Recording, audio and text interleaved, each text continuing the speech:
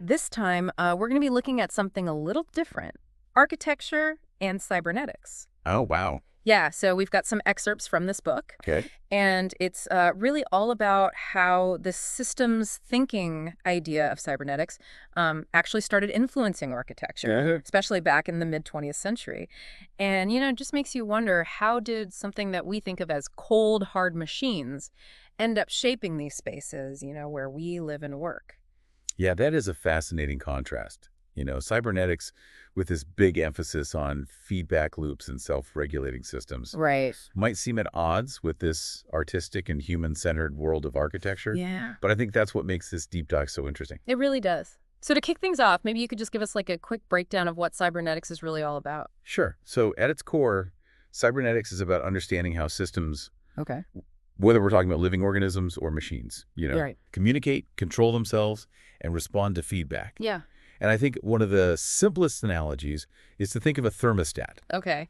So it receives information about the temperature, Yeah. adjusts the heating or the cooling, and then it goes back and checks, did I reach the desired temperature? Mm. That whole loop, the continuous loop of information and adjustment, Right. that's like a core cybernetic principle. That's a great analogy. It makes it much easier to grasp. Yeah.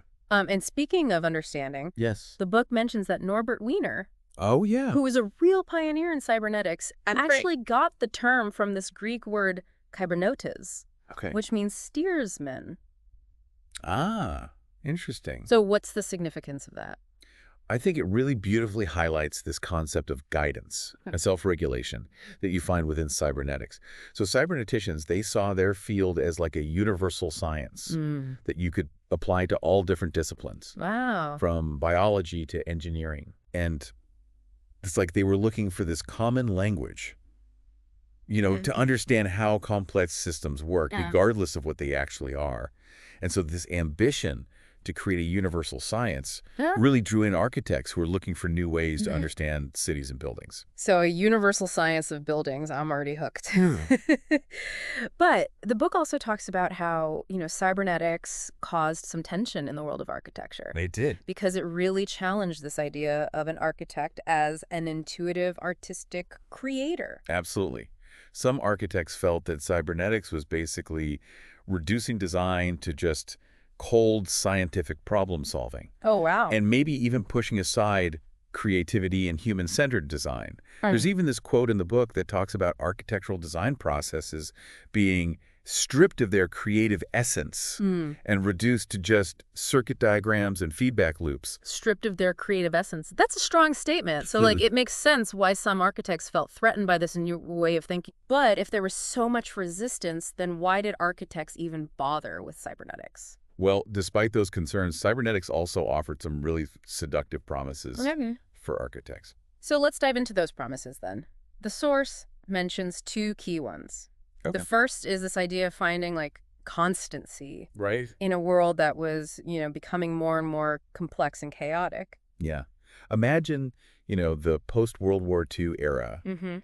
You have rapid technology advancements, these big societal shifts. Right.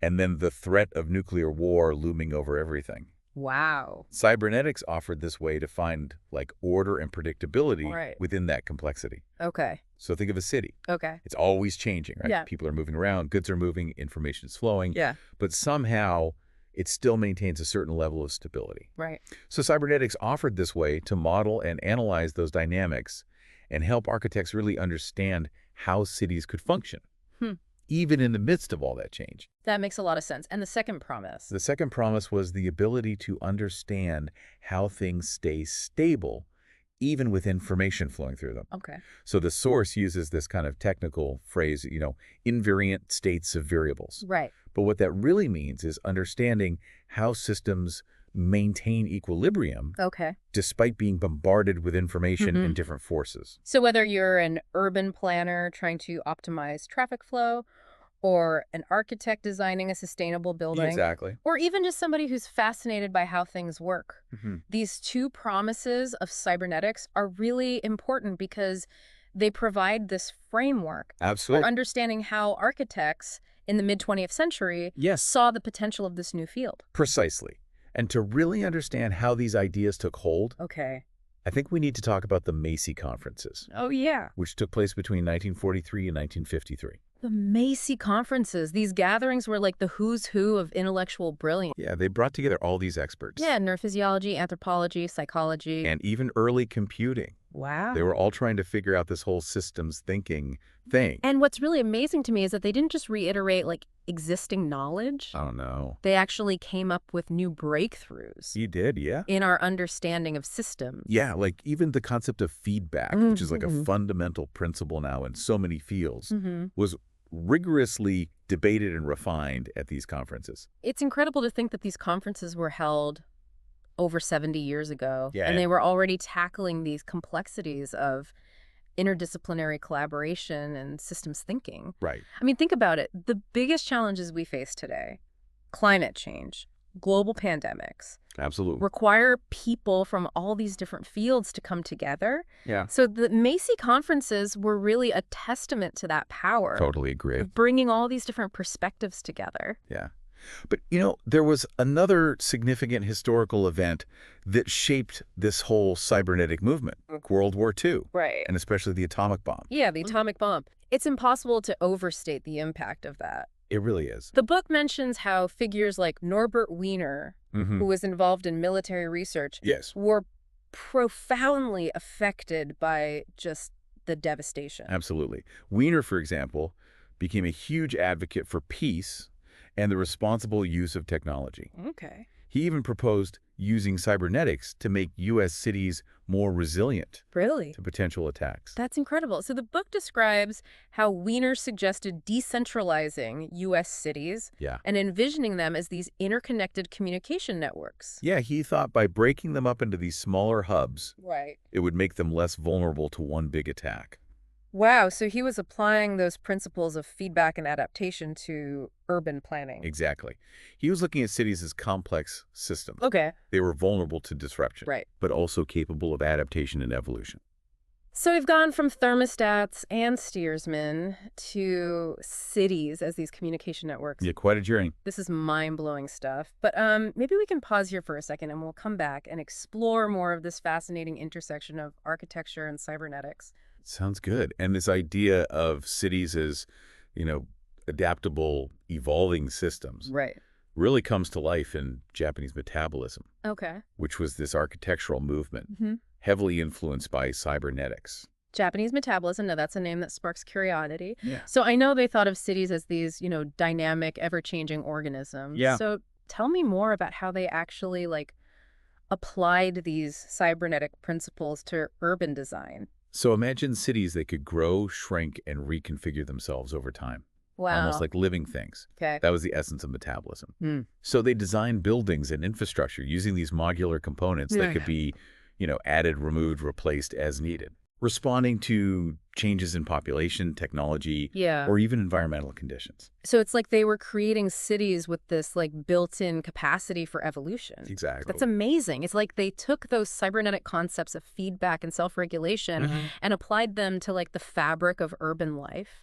And talking about adaptation and resilience, Yes. the book highlights this really powerful quote from Noboru Kawazoe, Oh, yes. who was one of the leading figures in this metabolist movement. He was. And he said that in a world under the shadow of nuclear war, only optimists who do not worry about our destiny Wow. could truly fight back. That's powerful. It is, isn't it? This was the post-war era, right? A time of, technological advancements, but also these anxieties about the future. For sure. And so the metabolists, with their optimistic outlook and Wow. their faith in technology, Yeah. responded with this radical hope, believing that architecture and design could help create a better future. It's inspiring. It is. Okay, so this is where it gets really mind-bending. Okay. The book talks about this concept called information aesthetics, Okay. which seems like this bold attempt to bridge art and science. It was a fascinating and maybe even a little controversial Right. attempt to apply cybernetic principles Okay. to the world of art and architectural criticism. So tell me more. So they were trying to quantify and objectify beauty Okay. using math concepts from information theory. So imagine you could measure the amount of information contained in a work of art or building, Okay. and then use that measurement to determine its aesthetic value. So instead of relying on, subjective opinions or gut feelings, Yeah. you would have this objective, data-driven way to evaluate things. Right. It almost sounds like you're taking the human out of art appreciation. It does a little bit, yeah. So the source takes it even further and suggests that aesthetic criticism could be performed by an appropriate programmed automaton, Wow. just as well as a human critic, so a robot art critic. Yeah. Yeah. Imagine a machine analyzing like the Guggenheim Museum. That's interesting. It could assess factors like geometric complexity Right. or material usage, spatial flow, Yeah. and then just come up with an objective judgment. It's a thought-provoking idea. It is. It makes you think about the role of human judgment and intuition. And emotion, even. Yeah. Can a machine really get those nuances? Right. And these are questions that we still think about today. Oh, absolutely. With AI, becoming more sophisticated. Especially in those creative fields. Right. It makes you wonder if algorithms are going to decide what's beautiful That's a good question. in the future. Yeah. Okay, let's switch gears from robot art critics to something more tangible. Right. The impact of computers on architectural drawing. Ah, yes. The rise of computer-aided design. Yeah, or CAD. This shift from hand-drawn plans to digital models was huge. I can imagine it totally changed the way architects visualized and designed buildings. Yeah, and, some architects were concerned about this. Of course. The book mentions O.M. Ungers, who was worried that computer-aided design could deprive the human spirit of one of its most essential qualities, the ability to transform reality by coupling imagination and technique. So he was worried that relying too much on machines could stifle creativity. Yeah, that connection between hand and mind. Yeah. That's been so important to architecture for centuries.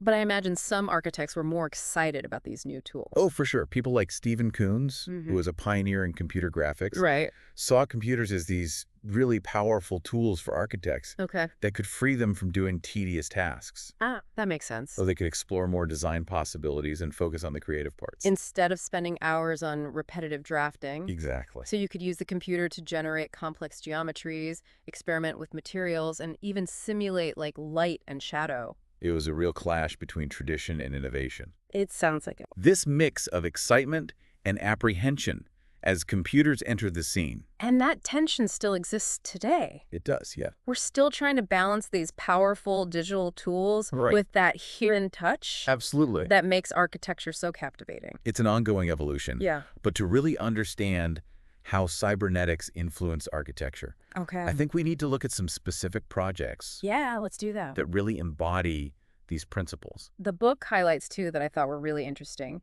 Seek and the Fun Palace. Oh, yes, good choices. Seek was created by Nicholas Negroponte, and it sounds more like a science experiment It kind of was. than an art installation. Yeah. Tell me about this robot arm and these mice. Okay, so picture this. Yeah. You've got a robot arm, Right. and it's arranging these blocks inside this glass case. Okay. But here's the twist. There are also mice in the case. Really? Scurrying around, disrupting the robot's attempts at order. So it wasn't just about, a machine following instructions. Yep. It had to interact with this unpredictable element. Exactly. Seek was all about the interplay of order and chaos, With machine learning, Yeah. and this unpredictable behavior. That's so cool. The robot was equipped with sensors and these algorithms, so it Uh-huh. was constantly adjusting its actions Yeah. based on the mice. Almost like a metaphor for life. Right. Trying to create order out of chaos. Totally. And what about the Fun Palace? That sounds straight out of a sci-fi novel. Yeah, the Fun Palace was this visionary project Okay. conceived by architect Cedric Price and theater director Joan Littlewood. Wow. Unfortunately, it's never actually built. Oh, too bad. But imagine this flexible, adaptable building Okay. that could transform itself Mm-hmm. based on the activities going on inside. That's amazing. It was designed to be this space for learning, creation, exploration, Mm-hmm. incorporating Gordon Pask's cybernetic ideas about interactive environments and learning machines. So it's like a giant interactive playground It kind of... for the mind and body where the architecture responds to you. Exactly. It's amazing how these projects pushed the boundaries of what architecture could be. They really did. They weren't just static structures. Mhm. They were these dynamic systems designed to respond to and evolve with the people using them. It makes you wonder, Weirder. what if they had been built? Right. How would they have changed our understanding of architecture? It's a great question. Yep. And, I bet those ideas continue to influence architects today. Oh, absolutely. Cybernetics is woven into contemporary architecture and urban design. In more subtle ways. Yeah, it shapes how we think about sustainability, adaptability, and those complex interactions between people and their environment. This is also fascinating, but I am curious. Yeah. How do these cybernetic principles apply to our current world, which is dominated by big data and AI? That's a great question. And it's funny you should mention that because the book makes this point that cybernetics is still relevant today in our data-driven world. Those core concepts like feedback loops and systems thinking are more important than ever when it comes to understanding these complex cities that we have. Now that you mention it, it makes sense. We've got so much data about how people move and how buildings use energy, Right. how all these systems are interacting. It's like cities have become these giant data-generating organisms. Exactly. And cybernetics helps us make sense of all that information. We can use it to model traffic patterns, Right. make energy consumption better, even predict potential problems. It's like we've gone from drawing blueprints to designing cities with algorithms. Yeah, it's a great way to put it. And the book talks about this really cool example, Okay. the UN's Global Pulse Initiative. I've heard of that. They're exploring how to use big data for good, Okay. using data to improve people's lives in cities around the world. That sounds amazing. It makes me think about how we can use all this data to, tackle things like poverty and inequality and climate change. All of that. But using this much data must come with some ethical questions too, right? Of course, the book really emphasizes that. Okay. As we get better at gathering and analyzing this data, Right. we need to make sure we're using it responsibly and ethically. To benefit everyone. Exactly. Not just a select few. It's a reminder that technology is a tool, Right. but we get to decide how to use it. It's up to us Yeah. to make sure it creates a better future for everyone.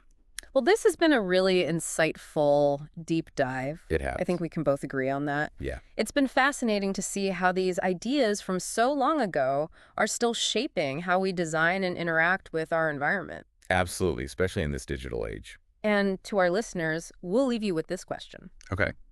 How might these cybernetic principles help us not just design buildings and cities, but also the algorithms and data systems that are shaping our lives? Something to think about as you keep exploring this intersection of architecture, technology, and the human experience.